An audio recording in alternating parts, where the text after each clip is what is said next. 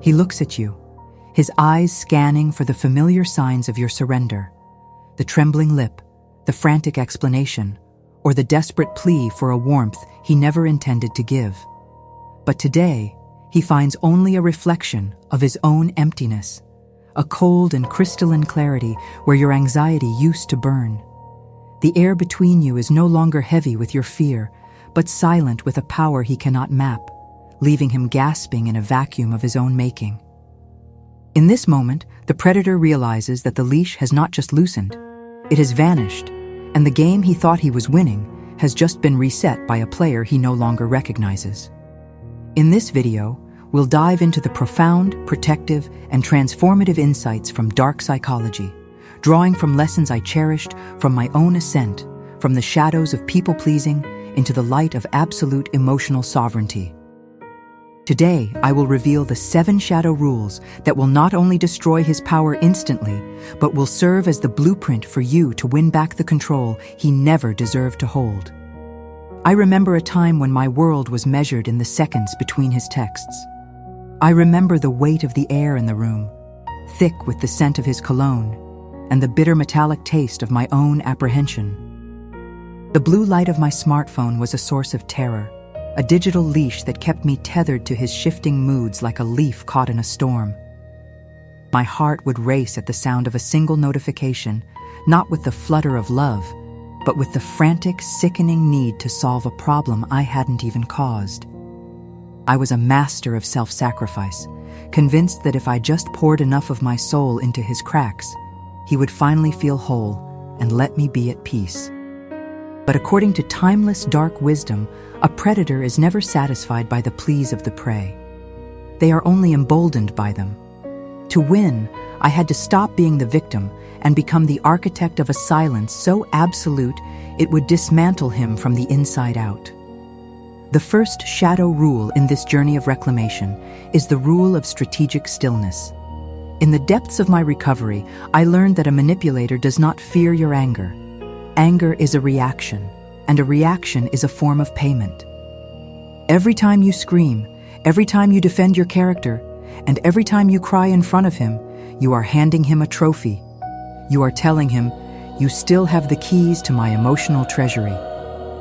Dark psychology likes to emphasize that the one who reacts the least holds the most power. Imagine him now, throwing a verbal barb designed to pierce your deepest insecurity, perhaps mentioning a flaw you once shared in confidence. He stands there, his chest puffed out, waiting for the familiar sound of your voice rising in a desperate defense. Instead, you offer him nothing but a calm, blank stare. You don't blink, you don't even sigh. The silence in that moment is not empty. It is a mirror. It forces him to stand in the wreckage of his own instability. Look at him, the great manipulator, reduced to a child throwing a tantrum in an empty cathedral. When he sneers, "Where are your boundaries now?" you simply watch the words fall to the floor like dead leaves. By denying him the explosion he craves, you expose the hollow nature of his threats, and his power begins to evaporate the moment it meets your stillness. The second rule is the Law of Information Deprivation. Think back to those late nights spent drafting long, soul-bearing messages, trying to explain why his actions hurt you. You were giving him a roadmap to your soul, showing him exactly where to strike next. From my time in the depths, I learned that your vulnerability is his weapon. The second shadow rule dictates that you must become a digital and emotional ghost. You stop explaining, stop sharing your day, and stop justifying your choices. This is where the true panic starts for him. He checks your social media, looking for a sign of sorrow, a sad quote, or any hint that you are mourning the loss of his presence. He finds only a void. The air around him starts to feel thin, the silence of your absence becoming a weight he cannot lift.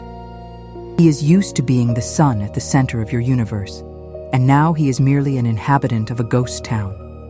You win not by proving him wrong, but by refusing to participate in the debate of your own worth. If this lesson speaks to you directly, if you have felt the weight of his control and are ready to build your own wall, Write in the comments, "I am the architect of my peace." If you want more content like this to stay protected, subscribe now. The third rule is choosing distance over drama. Toxic individuals thrive in chaos. They are like deep-sea creatures that can only survive in the crushing pressure of conflict. They need the drama to feel alive, to feel significant. The moment you move to the surface, into the clear, calm waters of distance, they cannot follow you. This isn't about blocking him with a flourish of theatrical anger. It is about becoming genuinely out of reach. According to what I learned in Shadows, you become powerful the moment you stop giving them access to your reality. If he calls, it goes to voicemail. If he shows up, you are busy, not because you are playing a game, but because your life has become too expansive for his narrow, toxic world. He will try to call you the villain for this. He will tell everyone who will listen that you are cold, heartless, or crazy. But your inner self would be ashamed if you continued to dishonor your worth for the sake of his comfort. You aren't being cold, you are being selective. You are finally treating your peace like the sacred ground it is. Rule 4 is the rule of managed civility. This is perhaps the most sophisticated tool in your shadow arsenal. He expects you to be bitter. He expects you to meet his coldness with your own ice. But when you remain composed and civil without being warm, you disarm his entire strategy. It is the kindness of a queen speaking to a distant, irrelevant subject, polite, but with 1,000 miles of emotional distance behind every word. Your calmness exposes his instability. When he screams and you speak in a soft, steady tone, you are the one in control. This isn't about being a nice girl again. It's about using composure as a shield. It makes him feel small, making his outbursts look like the pathetic, desperate attempts at control that they truly are. I remember the dark truth being that kindness, when used strategically, is not a weakness. It is a tactical choice that leaves the manipulator with nowhere to hide. He can't fight a ghost, and he certainly can't win against someone who treats his presence as a mere formality. The fifth rule is the law of karmic timing. We often want justice immediately. We want him to feel the pain he caused us right this second. But a true strategist knows that toxic people eventually drown in their own manipulation. You don't need to chase revenge.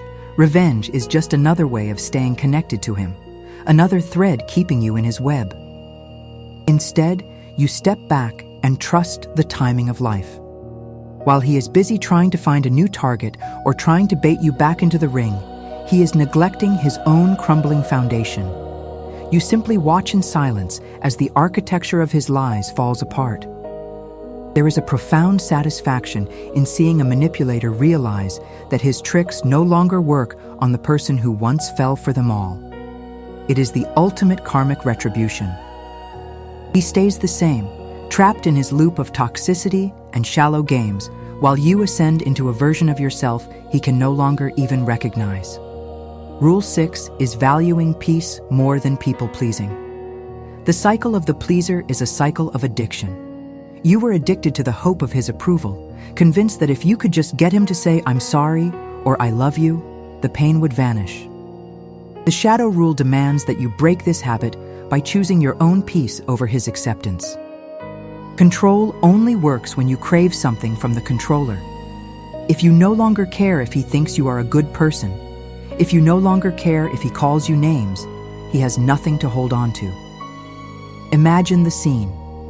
He threatens to leave, expecting you to cry and beg for him to stay. Instead, you offer him a small, knowing smile, the kind you'd give a passing stranger, and say, "I respect your decision." The sound of his own ego shattering will be the only thing filling the room. You have traded his hollow approval for your own soul, and that is a bargain you will never regret. In psychology's own words, the moment you stop needing them to understand you is the moment you are free. Finally, the seventh rule is the mystery protocol. Stop explaining yourself. Stop defending your choices. Silence drives the manipulator insane because it removes the data he needs to control you. If you change your hair, your job, or your city, let him wonder why. If you are suddenly happy, let him guess the source. By becoming a mystery, you become a person he can no longer map out. You are no longer a predictable variable in his life. You are a sovereign entity. This is the climax of your recovery, the moment when you realize that the invisible wall wasn't built to keep him out, but to keep your power in. Dark psychology liked to emphasize that the greatest protection is to be unknown by those who wish you harm. I recall a conversation with the shadows where I realized that my transparency was my greatest vulnerability. By closing the curtains on my life, I became untouchable. And then, like a bolt splitting the sky, the truth hits you.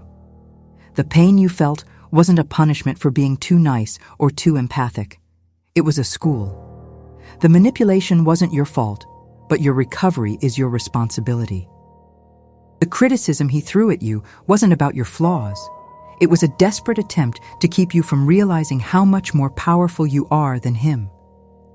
As I recall the moments these truths were revealed to me, I felt a chill of absolute clarity. I wasn't losing him. I was finding the part of myself that he was terrified of. Your worth was saved while his illusions were lost.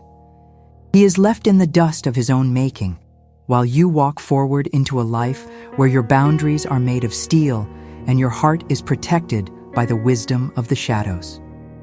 Thank you for joining me on this exploration of dark psychology's profound wisdom. Remember to apply these lessons in your life, for a rule only has power when it is practiced. Let these insights guide your growth and keep your invisible wall strong. I'm grateful you spent this time reflecting on these teachings with me. Let them guide your growth.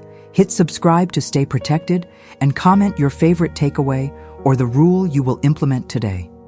Stay calm, stay private, and remember that your peace is the ultimate victory.